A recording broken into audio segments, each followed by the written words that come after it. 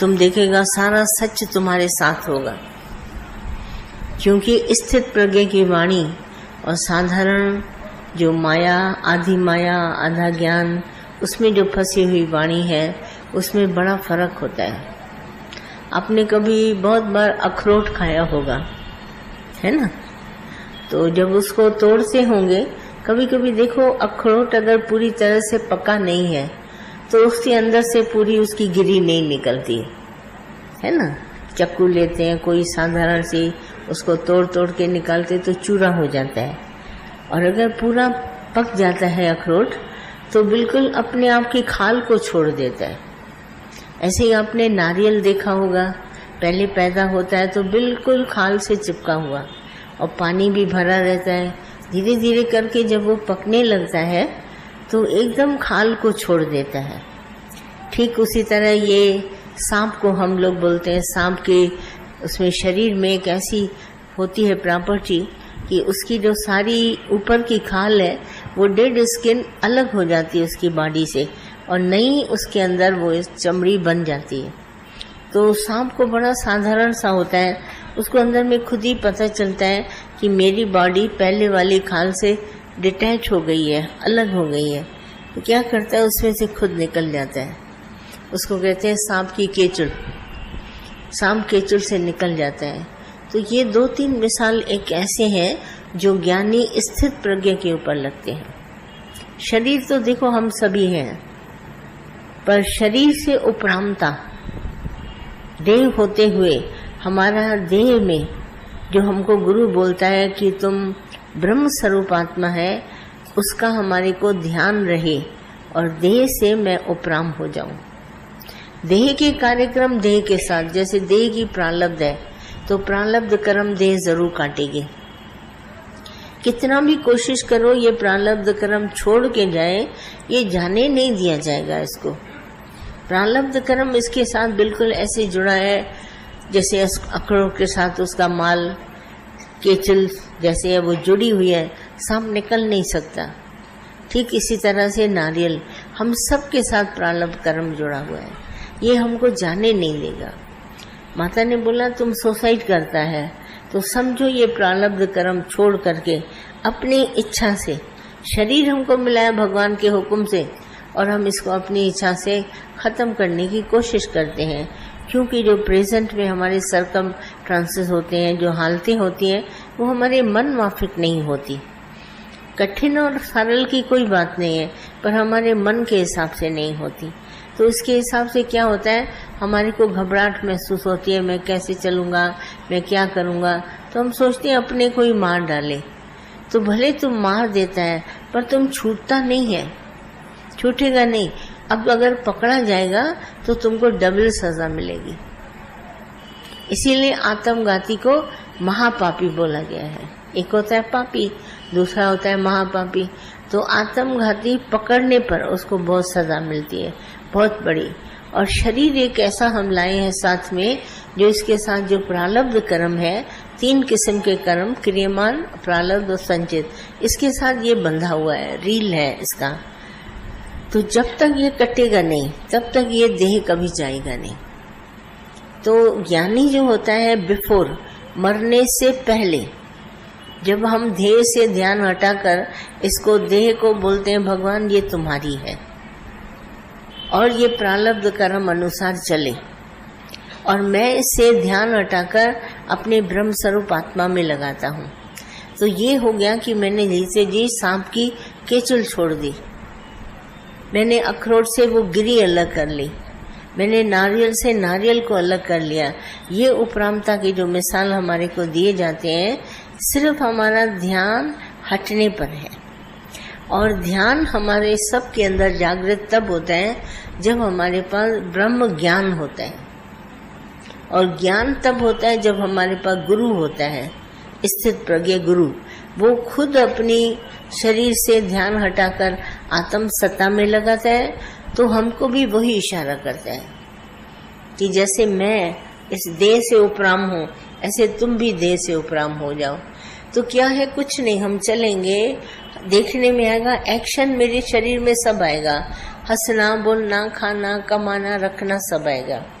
Action body में है, पर इस एक्शन में, एक्ट में मेरा ध्यान नहीं है। मेरा ध्यान है ब्रह्म स्वरूप आत्मा में। तो शरीर से कोई भी कार्य होता रहे, हम शरीर के बंधन में नहीं आएंगे। और शरीर का बंधन तब हम सबको होता है जब देह में अभिमान करते हैं। ये एक्शन मैंने किया, ये मैंने किया, ये मैंने किया, मैंने किया। जब इस तरह का एक्शन अपने अंदर बार बार उसको टिक करते हैं, ये मैंने किया, तब हमारा ध्यान शरीर में होता है और हमारा कर्म बनता है। वरना ये शरीर कितने भी एक्ट करता जाए अनजाने में। तो दादा हमेशा एक बात बताते थे, कहते थे शरीर में एक ऐसी स्थिति है कि शरीर बिना ध्यान दिए कर्म करता है। तो दादा बच्चे का मिसाल बताते थे कि बच्चा रात को उठ के दूध पीता है। अब देखो कर्म हुआ, सवेरे कहता है मम्मी मैंने दूध नहीं पिया, तो उसका कर्म हुआ है, सब लोग देख रहे हैं, विटनेस है, गवाह है, मगर बच्चे की कॉन्शियसनेस में नहीं जाता ये कर्म मैंने किया। तो जैसे अनजाने में कर्म उसे हो गया, ठीक उसी तरह दादा हमको ये मिसाल देते थे, अनजाने में तुमसे शरीर के द्वारा कर्म होगा, पर तुम उसमें अगर ध्यान नहीं देगा तो तुम्हारा कर्म अहंकार न होने के कारण तुम्हारे में आएगा नहीं। अगर हमारे कर्म नहीं आएगा तो हमारा कर्म बनेगा नहीं। लिहाजा जो हमारे पिछले कर्म है वो कट करके शरीर जीते जी मुक्त हो जाएगा। मरने के बाद नहीं, कर्म कटे तो अभी कर्म हम बना ही नहीं रहे और कर्म कर भी रहे हैं। इसीलिए भगवान श्री कृष्ण ने बोला निष्काम। काम माना कर्तापन, निष् माना नहीं, बिना कर्तापन के कर्म को करने को निष्काम कहा जाता है। तो निष्काम कर्म एक साधन है। गीता में भगवान ने बोला निष्काम कर्म एक साधन है। सिद्ध अवस्था को प्राप्त करने के लिए हम सबको साधन करना पड़ता है। तो ये जो निष्काम कर्म है, हम जुमले सभी कर्म करें होते हैं शरीर से, पर हम अहंकार नहीं करते और वापसी में फल की इच्छा नहीं करते। तो जितने भी निष्काम कर्म होते हैं वो शरीर के द्वारा होते हुए तो नजर आते हैं, परंतु इसका कर्म का बीज नहीं बनता। जैसे नारियल छूट जाता है, अखरोट छूट जाता है, सांप की केचल छूट जाती है, ऐसे जीते जी निर्लेपता होती है। तो हम सब माता के जीवन में देखते थे अक्सर कि दादा का ज्ञान जैसे ये लेते थे और कैसे अंदर से ध्यान से किनारे हो जाते थे, शरीर अपना कार्य करता था। हमको भी बहुत बार बोलते थे, मैं कभी बोलती थी दर्द है, कुछ है, कहती दर्द अपना काम करे, तुम अपना काम करो। हमको अलग कराया दर्द से, शरीर से अलग कराया, ये अपना काम करे, तुम अपना काम करो। आत्मा की बार बार पहचान देते थे और निर्लेपता, न्यारापन साफ उनके जीवन में दिखाई देता था। अकर्मी, जैसे हम बोलते हैं कर्म कर, ध्यान ही नहीं है कि मैंने इतना कर्म किया, इतना कर्म किया, ध्यान कर्म से बिल्कुल हट जाता था। और ये जो हमारा शरीर भगवान ने बनाया है बड़ा आश्चर्यजनक है।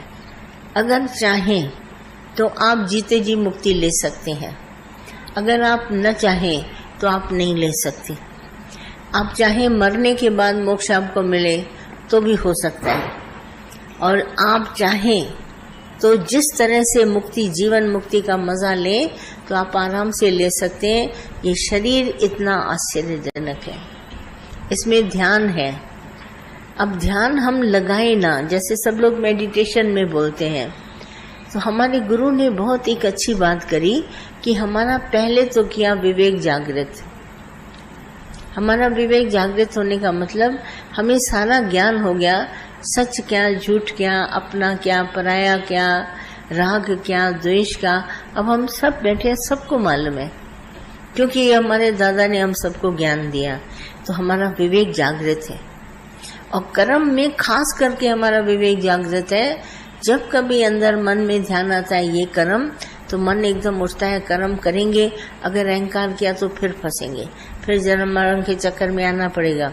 तो लिहाजा कर्म ऐसे करें जिसमें अभिमान और इच्छा न हो। तो प्रथम हो विवेक जागृत, पहले। तो वो जो विवेक जागृत है वो किसके भीतर होता है? सुनते तो ज्ञान सभी हैं, पर विवेक कहाँ जागृत होता है? बीज कहाँ निकलता है? उपजाऊ जमीन में, कलराठी जमीन में तो बिल्कुल नहीं निकलेगा। तो विवेक जागृत होने का एक गुरु पहले हमको प्रिपेयर करता है कि जमीन ऐसे मैं तैयार करूं, जैसे किसान अपनी जमीन तैयार करता है, ऐसे गुरु हमको तैयार करता है कि इसके अंदर विवेक जागृत हो। तो विवेक हम सभी को ज्ञान देता है। विवेक कहाँ जागृत होता है? कौन सी एक जगह है जहाँ पे वो मूंग का दाना पड़े और अंकुरण निकल आए, दाना निकल आए? वो है एक जिज्ञासा। जब शिष्य के अंदर ज्ञान सुनाते सुनाते जिज्ञासा पैदा करता है, तो ज्ञान सुनते सुनते बहुत अच्छा लगने लगता है, चित्त एकाग्र होता है, इंद्रियां सज जाती हैं, मन लग जाता है हमारा। तो जिज्ञासा प्राप्त होती है, अंदर में निकलती है, हम भी भगवान को पाएं। जब मन की स्थिरता से, इंद्रियों की स्थिरता से इतना आनंद है, तो मैं जिज्ञासा प्राप्त अंदर से करता हूँ, मुझे किसी तरह भगवान मिल जाए। ये थोड़ा जैसे रास्ता शुरू हुआ तो बड़ा आनंददायक होता है। तो माता इस तरह से करती थी, इतना इनमें अंदर में, जैसे नहीं किसी किसी को शुरू से भगवान दे देता है, खास इस काम के लिए भेजता है। तो जिज्ञासा पैदा करने का जो काम था वो गुरु का पहले काम होता है। दादा बोलते थे, मैं जिज्ञासा तुम्हारे अंदर पैदा करूंगा, तुम खुद ब खुद वो वस्तु तुम मेरे से मांगोगे। तो कहता गुरु का काम है सिर्फ जिज्ञासा पैदा करना, उसके बाद जिज्ञासु खुद ब खुद अपने आप ही ढूंढ लेगा। जैसे नहीं माँ अंदर में भोजन खिलाती है तो हमको टेस्ट आता है, तो वस्तुएं तो बहुत खिलाती है, मगर एक वस्तु कहीं बहुत अच्छी लगती है तो हम कहते हैं माँ ये मुझे फिर से दो। खास करके मीठा, जब आप मीठा माँ आपको खिलाती है, शहद चखाती है, तो सारे पदार्थ हैं पर टेस्ट सारा है मीठे में।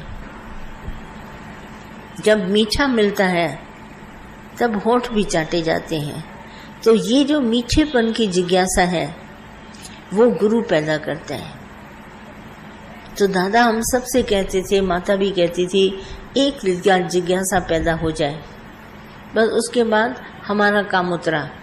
तो मैं कहती थी दादा आपका काम कैसे उतरा? बोला हम उत्तम जिज्ञासु बना दें, वो जाके खुद ब खुद अपने भीतर से निकाल लेगा, ढूंढ के सर्च करेगा। तो हम सबको माया का ज्ञान भी दिया और भगवान का ज्ञान भी दिया, हमारा विवेक जागृत हो गया। अब आप सब बैठे हैं, आपको सच का पूरा पता है। मैं आपको बताने नहीं आई हूँ, पर आपने सच अनुभव भी किया है, चखा भी है आपने, और उसका अंदर में मज़ा भी लिया है। जो मीठा आपने सच खाया है, चखा भी है, और आपने दूसरों को भी खिलाया है, बहुत तारीफ करी है उसकी, और खुद भी खाया है। तो ये सच हमारे को चखने के बाद में अब हमारे अंदर खुद ब खुद जिज्ञासा पैदा हो गई कि मुझे सच मिले। अब आपका पुरुषार्थ शुरू हो जाएगा। तो गुरु अपना काम करने के बाद में बिल्कुल किनारा लेता है, बोला अब ये पुरुषार्थ खुद करे। और जो तीव्र पुरुषार्थी है वो आराम से इस बात को पा लेगा, क्योंकि इसमें जो लगन चाहिए पुरुषार्थ की वो हल्की नहीं चाहिए। जैसे डिम लाइट होती है, अंधेरा वो है, धूप बड़ी हल्की है तो कपड़े को नहीं सुखा सकती, और तेज धूप होती है फटाफट कपड़े सूख जाते हैं। तो इसके लिए जो हमारे को शुरुआत में हम धीरे धीरे भले चलते हैं, पर इसमें तीव्र लगन की आवश्यकता है। आग लगे तो अज्ञान जले, नहीं तो क्या होता है, अगर आग जैसा ज्ञान नहीं आता अंदर तो थोड़ी दूर चल के फिर गिर जाते हैं, फिर थोड़ी दूर चल के फिर गिर जाते हैं। तो उत्तम हमारी जिज्ञासा, क्योंकि अब हमने मीठा चख लिया, मज़ा आ गया। अब हम सत्संग कितना भी आपको बोलेंगे छोड़ो, आप नहीं छोड़ पाओगे। कहीं न कहीं से खोजना, आसपास में मिल जाए, यहाँ मिल जाए, चलो मैं ही डायरी पढ़ लेता हूँ, चाहे मैं ही कैसेट सुन लेता हूँ, आप किसी न किसी तरह से उसको ले लेंगे। तो एक उत्तम जिज्ञासा आपको मोक्ष पथ पर पहुंचाएगी। जबकि हमारा दादा ने सदा ही बोला मुक्त हर एक है, मुक्त हमको होना नहीं है। गीता भगवान भी सदा कहते थे मुक्त तो तुम पहले ही से है, तुम इधर आया है। पर क्या करो, जो हमारी देह के सुखों में हमारा ध्यान चला गया है ना, ध्यान चला गया है। आप कभी भी देखो, हम बिल्डिंग बनवाते हैं, हमको एक्सपर्ट प्लम्बर चाहिए, प्लम्बर सबसे ज्यादा एक्सपर्ट चाहिए। क्या होता है, वाटर टैंक बनती है, पाइपलाइन लगती है, सब कुछ होती है, पर एक साइफन सिस्टम होता है पानी में, जो पानी ऊपर से नीचे की तरफ आता है। उसका पानी का स्वभाव है कि हमेशा ऊपर से नीचे गिरेगा, नीचे से ऊपर कभी फ्लो नहीं होता। तो कितना भी प्लम्बर जो होता है बड़ा होशियार होना चाहिए। उसको हर जगह, जैसे फर्स्ट फ्लोर पे है, ग्राउंड फ्लोर पे है, सेकंड फ्लोर पे है, तो उसको सिस्टम जो पाइपलाइन का बड़ा परफेक्ट डालना चाहिए। क्या होता है, पानी तो गर्म हुआ, मगर साइफन सिस्टम पूरा ठीक न होने के कारण पानी नीचे की तरफ आएगा, तो एक जगह पर आएगा, दूसरी जगह पर नहीं आएगा। जहां आपको पानी चाहिए वहां पहुंचेगा नहीं। सिस्टम करेक्ट होना चाहिए। जब तक आपका सिस्टम राइट नहीं है, तब तक आप कितने भी इंस्ट्रूमेंट लगा दे, कितना भी अच्छा पानी गर्म कर ले, मगर सिस्टम के द्वारा ही जाएगा नहीं, राइट है। ऐसे ही हमारी बॉडी का सिस्टम है। देखो, दिल को भगवान ने जगह दी है बीच में, और बॉडी की हलचल करी है, हाथों की और पाँव की, खास करके टांगों की और हाथ की। ब्लड सर्कुलेशन जाएगा तो भले मिनटों में हार्ट से नीचे चलने लगेगा, पर ऊपर चढ़ने के लिए हमको चाहिए ना। तो जब तक हम हाथ पांव नहीं चलाते तब तक हमारा ब्लड हार्ट तक पहुंचा ही नहीं है, कभी नहीं पहुंचेगा। आप कितना भी करो, आप कमजोर होते जाएंगे। जितना ब्लड देता है हार्ट हमारे को, हमारी बॉडी में हाथ पांव चलाने के लिए, उसको उतना ही रिटर्न चाहिए। अगर इसका रिटर्न नहीं होगा, आपके पैर सूज जाएंगे, आपके हाथ सूज जाएंगे, आपको दर्द महसूस होने लगेगा। सिस्टम करेक्ट होना चाहिए। अगर आपका सिस्टम ठीक चल रहे हैं, आपको कभी कुछ होना ही नहीं है। तो ठीक उसी तरह से जैसे मैंने पानी का सिस्टम बताया, ब्लड सर्कुलेशन का सिस्टम बताया, उसी तरह हमारे अंदर भी सिस्टम है। उसमें क्या है, कर्म करने का सिस्टम। जब तक कर्म में हमारी निष्कामता नहीं होती, हमारा जो आनंद है वो हमारे पास वापस